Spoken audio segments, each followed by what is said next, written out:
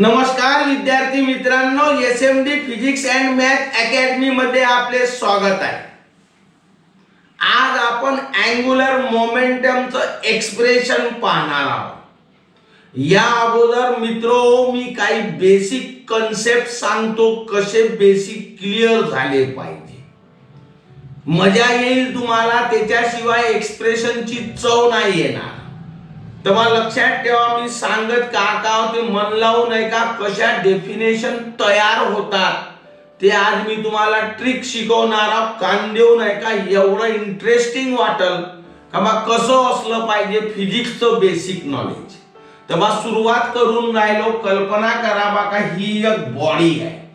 लक्षात ठेवा ऑब्जेक्ट आहे की जो ऑब्जेक्ट आहे ना इनफायनाइट पार्टिकल पासून बनलेला आहे आणि ही बॉडी किंवा ऑब्जेक्ट या ऍक्सिस भोवती फिरत आहे। लक्षात ठेवा इनफायनाइट पार्टिकल पासून बनलेली आहे याचा अर्थ प्रत्येक पार्टिकलला मास राहील।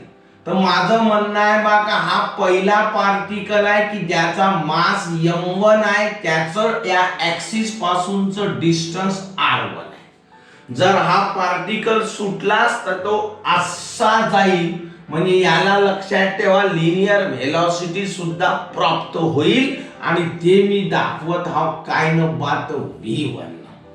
एकच पार्टिकल आहे असं नाही, मी दुसरा पण दाखवत आहो। कामा लक्षात ठेवा का हे झालं त्याचं मास, हे झालं त्याचं डिस्टन्स, ऍक्सिस पासूनचं डिस्टन्स। बोला एवढं जर समजत असेल तर। आणि हे झाली त्याची लिनियर व्हेलॉसिटी। हा दुसरा पार्टिकल पाहिजे असेल तर मी तिसरा पार्टिकल दाखवतो। हे त्याचं डिस्टन्स आहे ऍक्सिस पासूनचं, हे मास आहे आणि हे झाली त्याची लिनियर व्हेलॉसिटी। असे अनंत पार्टिकल आहेत, इनफायनाइट पार्टिकल आहे। हा झाला r1 r2 r3 dash dash dash rn, एवढा हा झाला त्याचा मास न, हे झाली त्याची लिनियर व्हेलॉसिटी आणि याला इथं नाव देतो मी ओ। फारच मजा येईल।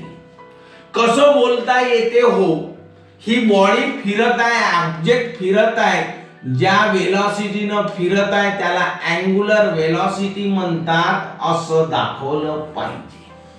तर मी सुरुवात करत आहो, एवढी बडबड केली तर आता हे समजायला पाहिजे का consider the rigid object consisting of n particle, each of masses m1, m2, m3 dash dash dash mn। काय म्हटलं बा, consider the rigid object consisting of n particle, each of masses m1, m2, m3 dash dash dash mn, situated at a distance r1, r2, r3 dash dash dash rn from the axis of rotation। ठीक आहे, काय म्हटलं r1, r2, r3 dash dash dash rn from the axis of rotation। Let v1, v2, v3, v1, v2, v3, v4 dash dash dash bn be the linear velocity, be the linear है ना, vn be their linear velocities। एवढं झालं पहा, तीन वाक्य सांगले। Consider the rigid object consisting of n particle, each of masses m1, m2, m3 dash dash dash mn, situated at a distance r1, r2, r3 dash dash dash rn from the axis of rotation। Let v1, v2, v3 dash dash dash vn be their linear velocity। बोला, we know that relation between linear velocity and angular velocity शिकवलं म्या। linear velocity and angular velocity is v equal to r omega, magnitude मध्ये लिहित आहोत। Therefore linear velocity of first particle is v1 is equal to r1 omega। linear velocity of second particle is v2 is equal to r2 omega dash dash dash linear velocity of nth particle is vn is equal to rn omega. तुमच्या मनात यायला पाहिजे का sir इथं omega 1 omega 2 omega 3 असं का नाही लिहिलं. अरे बा ऑब्जेक्ट जर अँग्युलर वेलॉसिटी ओमेगानं फिरत असल तर त्याचा प्रत्येक पार्टिकल सुद्धा याच वेगानं फिरल. तो काही मागं राहणार नाही. जो ऑब्जेक्टचा वेग असल त्या तोच वेग त्याच्या पार्टिकलचा असेल. As the object rotating with angular velocity omega, each and every particle of the object also rotated with angular velocity omega. Therefore, लक्षात ठेवा, we consider only omega. बोला, ठीक आहे. मग आता एवढं जर झालं असेल तर लक्षात ठेवा माझं म्हणणं काय. पहा, तुम्ही पहिले आहे ना आपला शब्द आहे अँग्युलर मोमेंटम, याच्यावर तर बिलकुल जाणार नाही. पहिले पूर्ण बेसिक आहे का. एक नंबर तुम्हाला काय समजेल बात एक्सप्रेशन. तर मी पहिल्यांदा विचार करत आहोत लिनियर मोमेंटम. लिनियर मोमेंटम बस एवढं लक्षात ठेवा. फारच सोपं आहे. हो, it is denoted by P. ठीक आहे. And is given by formula. डोक्यामध्ये बसवा तर जमल आहे ना. काय आहे फॉर्म्युला तर एम व्ही असं आहे. काय सांगलं पहा मग बरोबर समजते. ठीक आहे. लिनियर वेलॉसिटी आहे फर्स्ट पार्टिकलची v1, मास आहे फर्स्ट पार्टिकलचं m1. तर डोक्यामध्ये आलं पाहिजे का बाय m1 v1 या दोघाचा गुणाकार केला तर तो जो मिळाला त्याला म्हणतात linear momentum and is denoted by p1. हे आहे.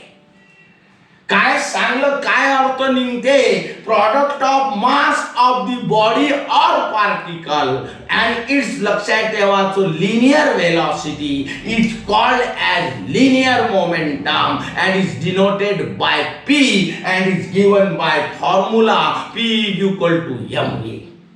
What is linear momentum. Product of mass of the body and its linear velocity is called linear momentum. मी फालतूचं काहीच सांगून नाही राहिलो. बरोबर मन लावून ऐकता. मग आता एवढं जर झालं असेल तर एवढा पसारा मी पूर्ण कमी करतो कारण माझ्याजवळ जागा कमी आहे. फक्त मी सध्या काय करून राहिलो फर्स्ट पार्टिकलची लिनियर वेलॉसिटीचा विचार करत आहोत. तर मला लक्षात ठेवा इथं लिहून राहिलो linear momentum. Linear momentum of first particle. बरोबर आहे का.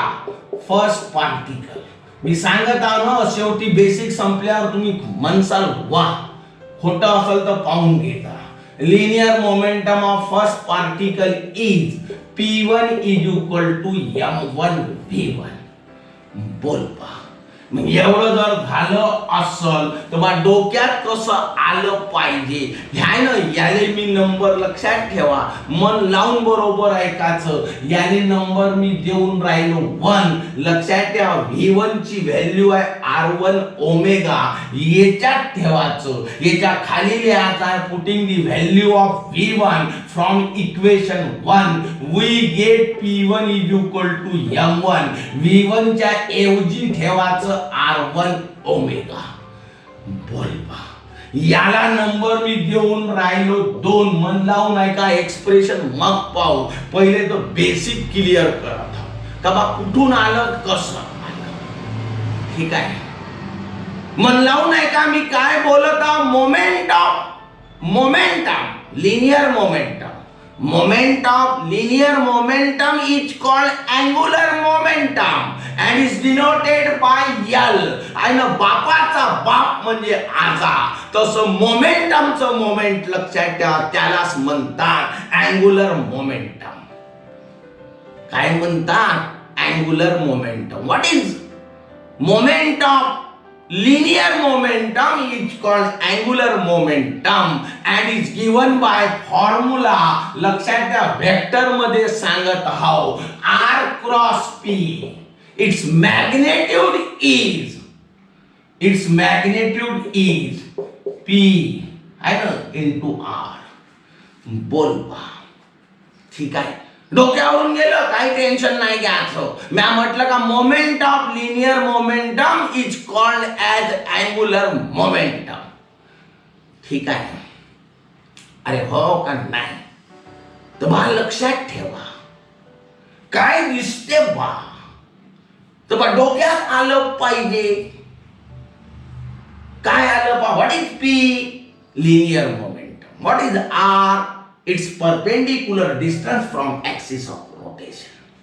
The product of linear momentum of the object and its perpendicular distance from axis of rotation is called as angular momentum. बस हे आहे.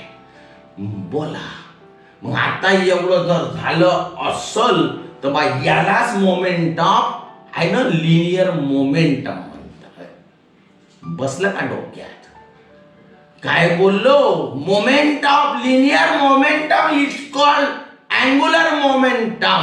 It is denoted by L and is given by formula L is equal to P into R. बोला मग लक्षात ठेवायचं काय सांगत आहोत बा. लिनियर आहे ना angular momentum of first particle. इथं वन लिहायचा, इथं वन लिहायचा, इथं वन लिहायचा. Angular momentum of first particle is L1 बरोबर P1 R1. Putting the value of P1 from equation 2 in this equation, L1 is equal to M1 R1 omega. या P1 ची value टाकली, हा R1 जशानं तसा. L1 is equal to M1 R1 into R1 म्हणजे R1 square omega. बोल बा. ठीक आहे, तुम्ही शिकले हो. काय शिकले?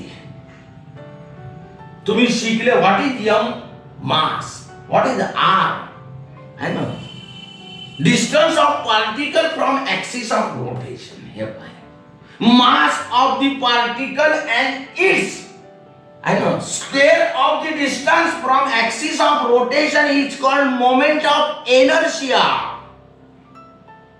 म्हणून याच्या ऐवजी आपल्याला टाकता येते आय. ठीक आहे, ओमेगा. असं मला पहिल्या पार्टिकलचं महत्व नाही, पूर्ण बॉडीचंही काढू आपण. मला फक्त हे सांगायचं आहे का बा अँग्युलर मोमेंटमची दुसरी व्याख्या तयार झाली. ते पार्टिकल वरून असो की बॉडी वरून असो. बोला काय असो बा, पार्टिकल वरून असो की बॉडी वरून असो, काय दिसते बा? The product of moment of energy of object and its angular velocity is called angular momentum. Particle असेल तर कसा म्हणशील? Product of moment of energy of the particle and its angular velocity is called angular momentum. नवीन व्याख्या. बोल बा. तर बा शिकलो काय? तर बा पहिली व्याख्या तयार झाली का बा लक्षात ठेवा. हे वाली moment of linear momentum is called angular momentum. It's means that, समजते का? It's means that product of linear momentum of the body object of particle जे असेल ते and it's perpendicular distance from the axis of rotation. पहिली definition. दुसरी definition आपण शिकलो का बा लक्षात ठेवा. तो product of moment of energy of the particle and its angular velocity is called angular momentum. Done. पुढं पहा. मग एवढं जर झालं असं तर बा लक्षात ठेवा याच्यावर एक्सप्रेशन विचारतात. आता बढिया एक्सप्रेशन तुम्हाला समजणार आहे. Define angular momentum of A rotating body, state it's unit and dimension obtain an expression for the angular momentum of the rotating body. आता कसं समजते पहा. angular momentum इथंच आहे. angular momentum of rotating body about a given axis is defined as the product of moment of inertia about given axis, product of moment of inertia of the body about the given axis and its angular velocity. It is denoted by L and is given by formula L is equal to I omega, where I is the moment of inertia of the body and omega is the angular velocity. SI unit is kg meter square per second. लक्षात ठेवा. CGS system मध्ये kg चं होईल gram centimetre square per second. Dimension m1 l2 t to the power -1. काय बोललो इथं लिहून राहिलो. m1 L2 t to the power -1 हे आहे त्याचं डायमेन्शन. कळक पाठ पाहिजे. m1 L2 t to the power -1. बोला.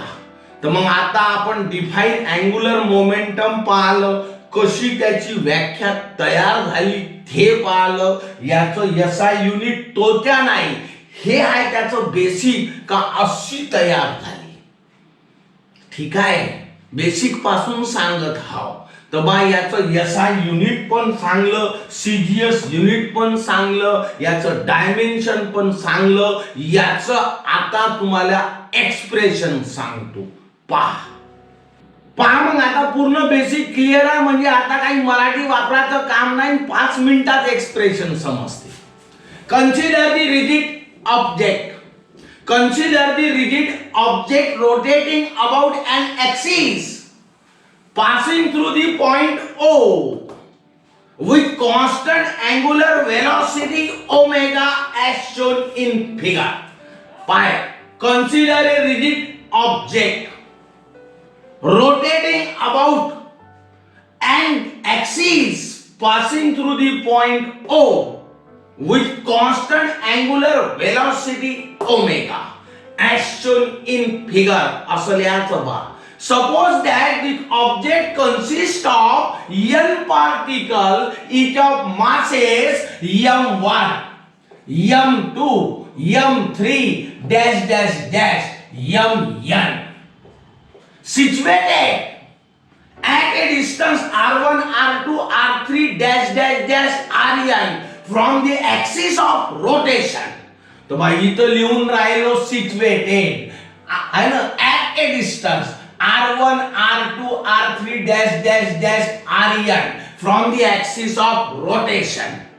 बोला respectively लिहायचं विसरू नका. As the object rotated with angular velocity omega, each and every particle of the body also rotated with uniform angular velocity omega. जर बॉडी ओमेगाच्या वेगाने फिरत असेल तर त्याचा प्रत्येक पार्टिकल ओमेगाच्या वेगाने फिरल. कोणत्याचा काही वेग कमी राहणार नाही.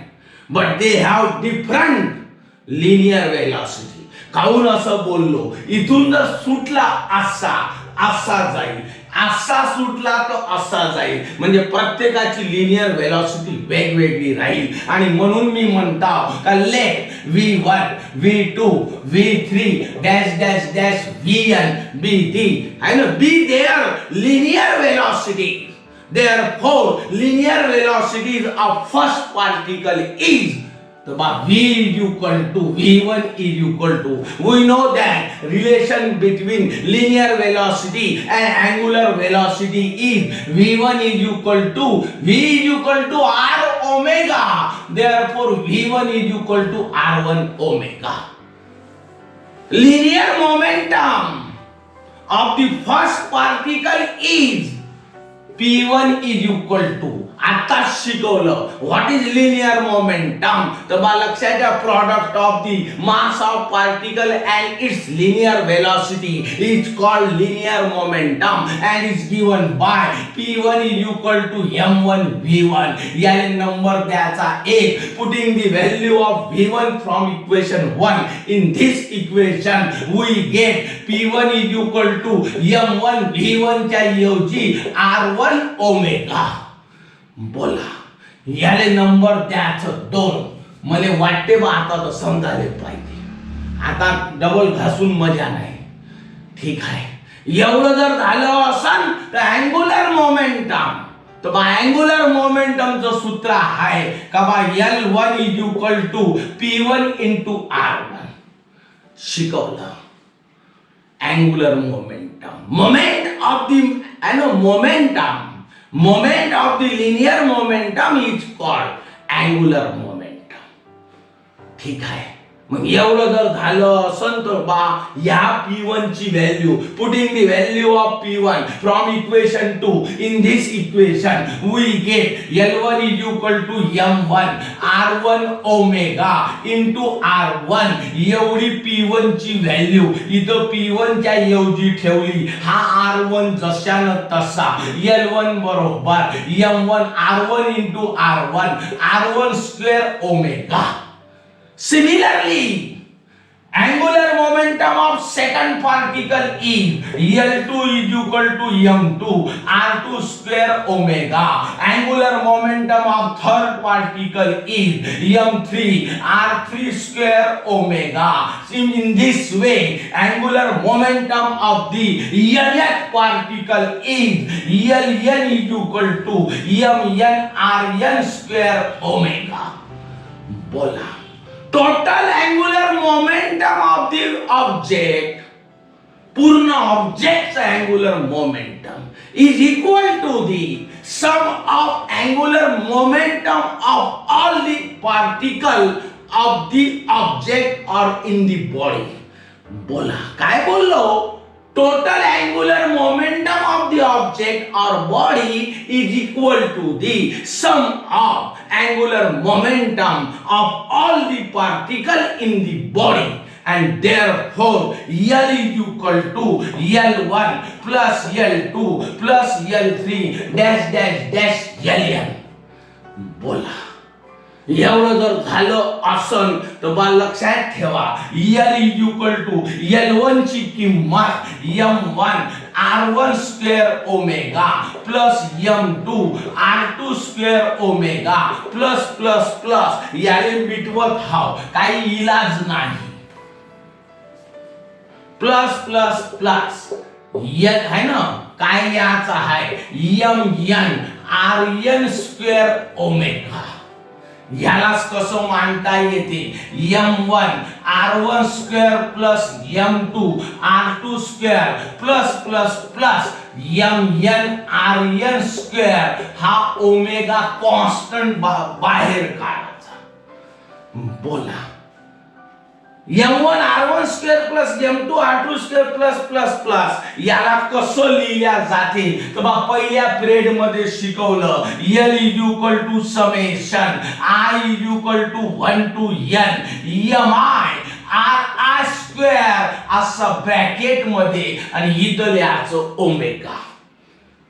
काय दिसते हो mi ri square, what is m and r square. M is the mass of the body, r is the distance of the body from axis of rotation, त्याचा स्क्वेअर आहे.